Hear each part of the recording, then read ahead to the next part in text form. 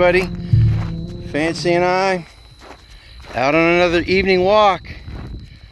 Man, this video, I'm going to say some stuff right off the bat that's probably going to upset some people. But if I upset you with what I'm about to say, please do not click away from the video. I'm gonna say something that needs to be said. I'm gonna take you someplace you need to go, and I'm gonna pose a question to you that you seriously need to think about, especially if you're a patriot. All right? Ow. Before we start, if you're not a subscriber and you make it to the end of the video and you enjoyed it, go ahead and subscribe. Come join our community. Talk about homesteading and modern or current events and politics and whatever pops into my mind when we're out here walking. And Fancy is we haven't been out on many walks recently, and so she's going nuts. I think, oh, I see what the problem is. Hey, look right there, there, you can sniff it. She found some coyote scat, so she's got to check it out. Okay, so what am I going to say that's going to upset everybody? Well, here we go. Here's what it is.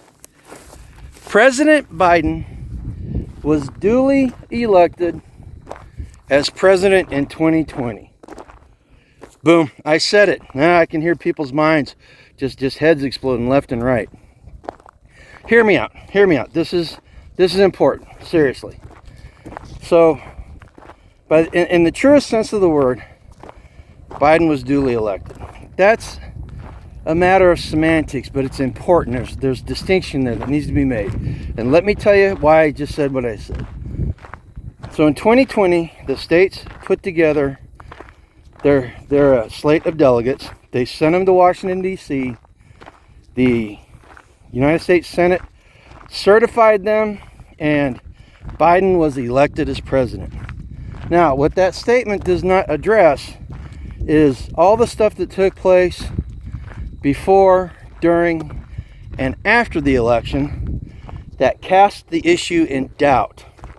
Now, if we're patriots, there's two things that we should hold on to in this argument. Number one, the states can run the elections as they see fit, right? Number two, the states should follow their rules and not break them in the process, okay? Both these things can be true at the same time. Now, the elections of 2020 and what transpired has destroyed many people's belief in the electoral process. I know I'm one of them. There were shenanigans. There was behavior that was never called to task. The Supreme Court, from the Supreme Court on down, they say, oh, they didn't win a court case. Yeah, they didn't win a court case because only like 2 of the 98 or so court cases were actually heard. And Justice Roberts came out and as much said that the topic was too divisive and taking it up was going to risk causing too much damage to people's belief and trust in the electoral process. Well, guess what, Buttercup? You done missed that train. A lot of people already have no trust in it because they saw what happened. And if you say one could honestly say that with the way things looked, that the voting process itself was damaged beyond repair. And the results in many places were not legitimate because there are way too many unanswered questions. Now, again, that doesn't take away from the fact that President Joe Biden was duly elected as the President of the United States. All right? But here's the problem in all this. Like I said, nobody was held to task. One thing I've learned in my 58 years on this planet about liars, thieves, and cheats. If they go to the well and don't get caught, they will keep going back again and again and again until it is empty or until they are caught. And when they're caught, if nothing happens to them, they'll go back again. All right. So this is the situation we're in. 2020, people went to the well and nothing happened. So for me to expect the same thing not to happen again in 2024 would be ludicrous. In fact, it would be insanity. Come on. Now, our elected officials and the judiciary did nothing to take care of this problem. In fact, election integrity in the past 4 years has only probably gotten worse as far as I'm concerned, or as far as I can tell. I've not seen anything to tell me that things are better. In fact, I just read an article the other day, and now I need to fact check this, but just read an article the other day that the 2020 voter rolls in Arizona had 250,000 illegally registered people on it. Now, that's bad enough. But what's worse, the article went on to state that at the time, the article was written, this was late last week, and the revelation about the voter rolls in Arizona came out almost a month ago. The GOP had no lawyers on the ground taking care of the issue. All right? They were leaving it to the locals, the very people that enrolled these people to vote and did such a poor job managing the 2020 elections. They're just leaving it to them to fix. All right? And this is where the comment that you hear coming from me and other people in our circle, that there's no political solution to the politics these days. This is where this comes from, because you can't vote your way out of tyranny. And let's be completely honest, by every measure of the word, the United States government is tyrannical. In fact, if you go look up the attributes of anarcho-terrorism, man, more of those characteristics are shown nice and bright in the U.S. government. All right. So, what does that mean for us in 2024? Well, at this point, I don't have an answer for you. I don't have a good answer.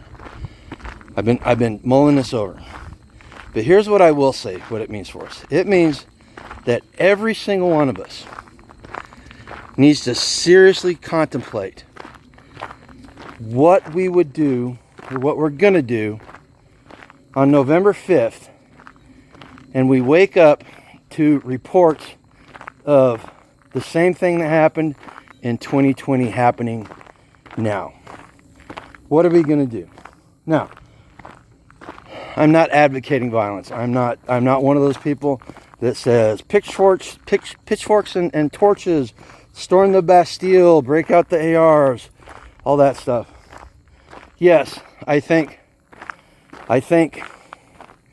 that violence is a solution. The Second Amendment codifies that and lays it out there as that's something that the American people should always have in their hip pocket for dealing with tyranny. That I'm not saying it is the solution right now. All right? Or it won't be the solution. So where does that leave us? What do we do? Individually, what do we do? Now, personally, I'm a student of history. So what's the first step in civil disobedience and contesting things like this? Well, how many of you that have a job and have responsibilities would be willing to walk off your job for a day, several days, or a week as part of a general strike? Huh? How many? Huh? You know, I can honestly say this. I'm in a position right now where financially I could do that and it wouldn't bother me. I put myself, I take that back. Let me rephrase that. It would bother me. But it's a matter of the greater good. And if the greater good means I'm going to go out and protest and get in the streets and make it so the country does not function, that's what I'm going to do. All right. Now, question is, how many other people are willing to do that? Are you willing to do that? Need to seriously think about it. You know, because this goes back. We had a foretaste of this in 2021 with the COVID shots. There's a lot of people out there that spoke really strongly about the sovereignty of their body, and they would never do it, and all this other stuff. Yet whenever push came to shove, they took the shot. Now, I'm not saying anything. I'm not throwing shade at them. It's a personal choice, and I empathize with the guys that took it because of their kids and their family. I empathize with them. I understand that.